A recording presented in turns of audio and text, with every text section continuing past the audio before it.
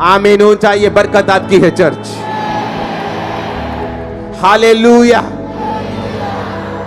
जब परमेश्वर के दास शमूएल ने रिकॉग्नाइज कर लिया कि परमेश्वर की आवाज जो थी वो शमूएल के, वो उसके जो स्पिरिचुअल फादर एली के रूप में परमेश्वर ने थी, और जब उसने समझाया और उसने डायरेक्ट किया, क्योंकि जो परमेश्वर के दास हैं, जब आप उनका पीछा करते हैं तो वो इसलिए पीछा नहीं करवाते कि वो अपना पीछा करवा सके, वो भी यही बोलते हैं कि तुम यहोवा की बात को सुनो, तुम्हारी हेल्प करते हैं।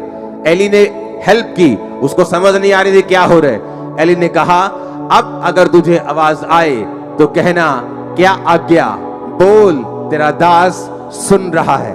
और बाइबल कहती है परमेश्वर ने फिर उससे बात करनी शुरू की इजराइल के बारे में, आने वाली घटनाओं के बारे में, कि वो दोनों होपनी और पिनहास नामक दोनों जो याजक जो कुकर्म करते थे और व्यभिचार करते थे और गलत भेंटों का प्रयोग करते थे गलत रीति से, कि वो मारे जाएंगे। और परमेश्वर ने शमूएल की सेवकाई को शुरू किया। शुरू होने से पहले उसने एली का पीछा किया, शुरू होने से पहले वो परमेश्वर के भवन में लगा रहा, परमेश्वर के भवन की सेवा करता रहा। आज लोगों को यह नहीं मालूम कि एक स्पिरिचुअल मेंटर की कीमत क्या है, स्पिरिचुअल फादर की कीमत क्या है। जिस तरह शरीर में लोग व्यभिचारी हैं, आत्मा में भी लोग व्यभिचारी हैं। 10-10, 5-5 मिनिस्ट्रीज को फॉलो करते हैं, कभी मालूम नहीं होता हमें क्या करना है, कभी कहीं नहीं पहुंचते कि मुझे किस दिशा में जाना है, क्योंकि उनकी आवाजें जो हैं वो मल्टीपल हैं। उन्हें ये नहीं पता कि मुझे कौन सी आवाज को फॉलो करना है, इसीलिए वो वहां नहीं पहुंच पाते जहां परमेश्वर उनको लेके जाना चाहता है। अब परमेश्वर ने अपनी आवाज में, जब एली की आवाज में उसको आवाज लगाई, तो परमेश्वर ने ये बता दिया कि तुझे मैंने, तेरे स्पिरिचुअल फादर अपने दास की आवाज में इसलिए आवाज लगाई है ताकि ये मैसेज दुनिया तक पहुंच सके कि अगर परमेश्वर तुम्हें छुड़ाना चाहता है, वो तुम्हें अच्छी संगति देगा, वो तुम्हें जीवित चर्च देगा, वो तुम्हें अच्छे दास देगा। तुम दुनिया में जहां भी मुझे सुन रहे हो, जहां भी तुम जिस चर्च में जाते हो, वो जीवित चर्च होनी चाहिए, जीवित वचन होना चाहिए, हर एक चीज वहां होनी चाहिए। मिरेकल्स होने चाहिए, वचन की गहराई होनी चाहिए, पैसों की लूटपाट नहीं होनी चाहिए। बाइबल कहती है जब आप इन वचनों को सुनकर परमेश्वर की आवाज को समझना शुरू कर देते हैं, तो वो आपकी बुलाहट में आपको एंटर करवाना शुरू करता है। जिसके लिए उसने आपको अपने पास बुलाया, जिस काम के लिए परमेश्वर ने आपको चुना, वो एक प्रॉफिट हो सकता है, वो एक सेवक के रूप में हो सकता है, एक डॉक्टर के रूप में हो सकता है, एक नर्स के रूप में हो सकता है, एक बिजनेसमैन के रूप में हो सकता है। हर एक व्यक्ति की कॉलिंग अलग अलग है। वो कॉलिंग परमेश्वर आप तक पहुंचाता है जब आप भवन में लगाए जाकर इन सब अपनी ड्यूटीज को पूरा करते हैं। अगर आप प्रार्थना कर सकते हैं, आप प्रार्थना करते हैं। अगर आप बीज बोना जानते हैं, आप बीज बोते हैं। अगर आप कुछ भी करना जानते हैं, आप कोई भी वरदान आपके पास है, गिफ्ट आपके पास है, आप उसे परमेश्वर के भवन के लिए, आप उसे सेवकाई के लिए यूज करते हैं। और इसी काम के लिए परमेश्वर ने आपको अपने पास बुलाया। उसने सिर्फ ऐसी कलीसिया बनने के लिए आपको नहीं बुलाया कि आप आए, आमीन आमीन करें, अपनी हीलिंग ले, ब्लेसिंग ले, अपनी साल्वेशन ले और यहां से चले जाएं। बाइबल कहती है आप ब्लेस्ड हैं दूसरों को ब्लेस करने के लिए, डिलीवर हैं दूसरों को डिलीवर करने के लिए, आप चंगे हैं दूसरों को चंगा करने के लिए, आप बचाए जा चुके हैं दूसरों को बचाने के लिए। ओ आमीन ऊंचा चाहिए, ये बरकत आपकी है। आज के बाद अब जब यहां से जाएं, आप दूसरों को बचाने वाले बने, दूसरों को हील करने वाले बने, दूसरों को डिलीवर करने वाले बने, दूसरों को आजाद करने वाले बने, अपने परिवार को बचाने वाले बने। आमीन ऊंचा, पवित्र आत्मा पे उतरे यीशु मसीह के नाम में। हालेलुया। और ये परमेश्वर का प्लान था, इसलिए उसने गलती नहीं की। इस दुनिया में 800 करोड़ लोग हो चुके हैं। 800 करोड़ में कम से कम आप लगा लो 780 करोड़ लोगों की आवाज एक दूसरे से नहीं मिलती होगी। हाँ, कुछ की थोड़ी बहुत मिलती है, लेकिन एग्जैक्ट नहीं। लेकिन बाइबल कहती परमेश्वर ने एली के आवाज, एग्जैक्ट आवाज में ही उसको आवाज लगाई। वो आपको एक मैसेज देना चाहता है कि परमेश्वर का मुंह नहीं है, मेरा मुंह उसका मुंह है, आपके हाथ उसके हाथ है। आप मेरी बात ध्यान से समझेंगे तो जरूर ब्लेस होंगे। आज मैंने कहा उसका मुंह नहीं है, मेरा मुंह उसका मुंह है, आपके हाथ उसके हाथ हैं। वो जितने समर्पित हैं उतना वो काम कर लेगा। और जितना वो काम करेगा उतना वो आपको ब्लेस करेगा। आमीन। जिन व्यक्तियों का शरीर परमेश्वर के लिए समर्पित है, पवित्र आत्मा उनसे गैर भाषाओं के जरिए दूसरे लोगों के लिए, दूसरे देशों के लिए, जिनको आप जानते तक नहीं, उनके लिए वो प्रार्थना करवाता है आपके अंदर से। जो पवित्र आत्मा के साथ समर्पित रीति के साथ चलते हैं, आप गैर भाषा में प्रार्थना करते हैं, आप नहीं जानते आप किन के लिए प्रार्थना कर रहे हैं। अपने लिए प्रार्थना कर रहे हैं कि दूसरे के लिए कर रहे हैं कि सेवक के लिए कर रहे हैं। और इसलिए पौलुस ने कहा था, जब मैं गैर भाषा में प्रार्थना करूंगा तो मैं आत्मा से भी करूंगा और बुद्धि से भी करूंगा। बुद्धि से यानी कि मैं प्रेयर पॉइंट्स के साथ भी करूंगा, लिखकर प्रार्थना भी करूंगा और आत्मा के साथ प्रार्थना भी करूंगा।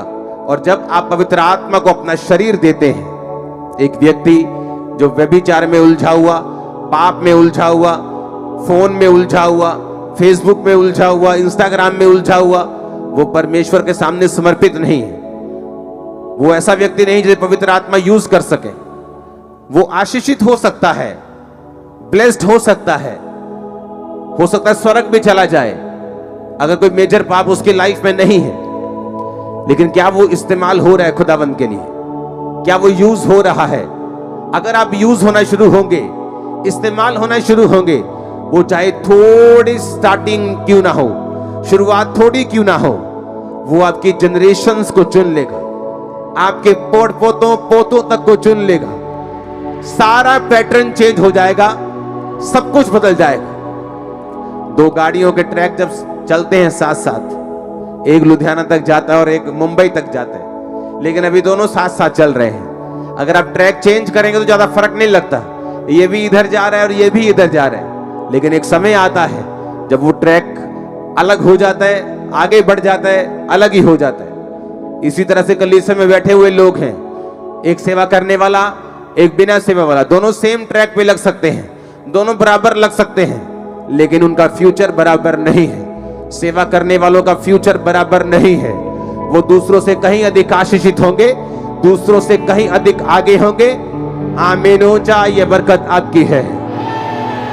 हालेलुया। ये इत्तेफाक नहीं था कि परमेश्वर उसे एली की आवाज में ही आवाज लगाए। अगर परमेश्वर थोड़ी सी भारी आवाज निकालता शमूएल, तो उसको मालूम होता कि परमेश्वर की ये किसी की आवाज लग रही, स्वर्गदूत की आवाज लग रही, ये किसी और की आवाज लग रही, ये बड़ी हेवनली आवाज लग रही, कहीं परमेश्वर तो नहीं है। तो वो बोल सकता कि तू कौन है, मेरे को आवाज क्यों आ रही है, तू क्या है। लेकिन बाइबल कहती है उस परमेश्वर की आवाज बिल्कुल एली की आवाज की तरह थी। वो आपकी स्पिरिट में कोई मैसेज देना चाहता है। आमीन। ये गलतियां वही होती हैं जहां कलीसियाएं नहीं होती हैं। अगर आप अफ्रीका में चले जाएं, 1386 मिलियन वहां पे लोग हैं। आपको इंडियन भाषा में बताऊं तो 135 करोड़ के करीब वहां पे लोग हैं। 70% लोग वहां पे मसीही हैं, क्रिश्चियंस हैं, 70%। पिछले दिनों एक टेस्टिमनी दे रहा था आदमी, वो उस देश का वाइस प्रेसिडेंट बन गया और एक चर्च में वो स्टैंडिंग वॉलंटियर था। डेक बाइबल को लिखने वाला। मैंने आज तक, मुझे इतने साल हो गए परमेश्वर में चलते, मैंने डेक बाइबल जैसी कोई बाइबल नहीं देखी आज तक। चाहे मैं उसे रोज नहीं पढ़ता हूं, मैं अपनी पर्सनल बाइबल को ज्यादा और इब्रानी यूनानी भाषा को ज्यादा पढ़ता हूं, लेकिन डेक बाइबल के जैसी कोई बाइबल इस पृथ्वी पे अब तक नहीं है। बाइबल अलग अलग नहीं है। कुछ लोग बोलते बाइबल में शोध हुई है, इन्हों ने बाइबल जो हजार शोधा हो गई हैं जी। बाइबल में एक भी शोध कभी नहीं हुई, ना होगी कभी, कभी नहीं हुई। मैं चैलेंज करता हूं। प्रॉब्लम यह है कि बाइबल लिखी गई है इब्रानी भाषा में और यूनानी भाषा में। इब्रानी भाषा इतनी बड़ी है कि अगर मैं बोलूं अपने भाई से कि मैं तुझसे प्यार करता हूं, तो इब्रानी भाषा में मतलब या यूनानी में मतलब आएगा फिलियो, भाइयों वाला प्यार। अगर आप अपने मित्र से बोलेंगे मैं प्यार करता हूं, अपनी वाइफ से बोलेंगे, वो अलग है। अगर आप जीसस क्राइस्ट से बोलेंगे खुदा से मैं प्यार करता हूं, मैं अनकंडीशनल प्यार करता हूं, तो उसका मतलब है अगापे। लेकिन जब आप उसे हिंदी में या पंजाबी में लिखते हैं तो आप हर जगह लिखते हैं प्यार प्यार प्यार, ना फिलियो ना अगापे।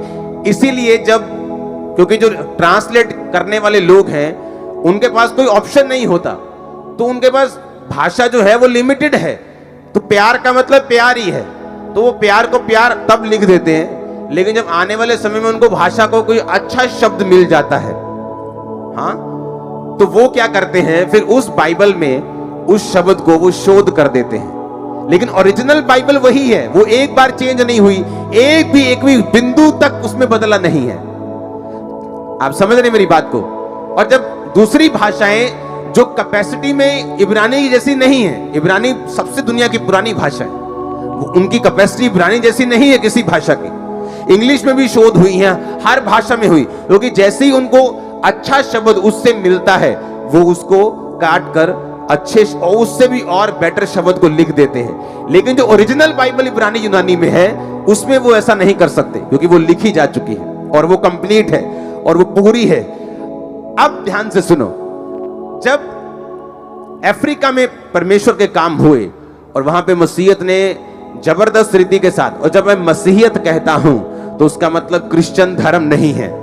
हम जानते हैं कि परमेश्वर धर्म बदलने नहीं आया, हाँ या ना? नहीं तो वो सबसे कहता पहले ईसाई बनोगे तो मैं तुमको ये दूंगा, पहले ईसाई बनोगे।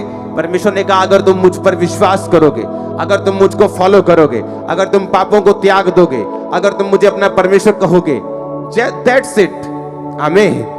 अब वहां पर जब क्रिश्चियनिटी और मसीहत ग्रो हुई तो वहां पर इस वचन को प्रचार किया गया। पंजाब में, इंडिया में अभी इस वचन को खुल के प्रचार जो है लोग नहीं कर पा रहे, लेकिन परमेश्वर ने मेरी ड्यूटी लगाई है काम करने की। जब वहां पे प्रीच किया गया और उनको चर्च की और अपने पास्टर्स की अहमियत को समझाया गया।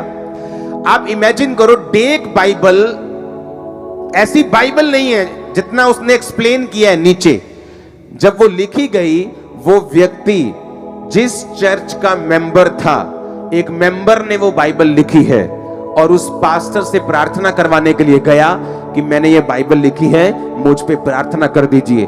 बाइबल लिखने के बाद भी उसी चर्च का मेंबर रहा। आज कोई अगर एक काम कर दे, इंटरनेट पे उसके 10 व्यू भी आ जाएं, तो अपने आप को इतना कलीसिया से बड़ा समझने लगता है। उसको लगता है कि अब मुझे किसी कलीसिया की जरूरत नहीं, मैं अगर जितना कलीसिया के बाहर काम करूंगा उतना लोग मुझे ज्यादा इनवाइट करेंगे, और धोबी का कुत्ता ना घर का ना घाट का। क्योंकि आपको एक भवन चाहिए होता है जहां से आप इंस्ट्रक्शंस ले सकें, जहां से खुदा आपसे बात कर सके।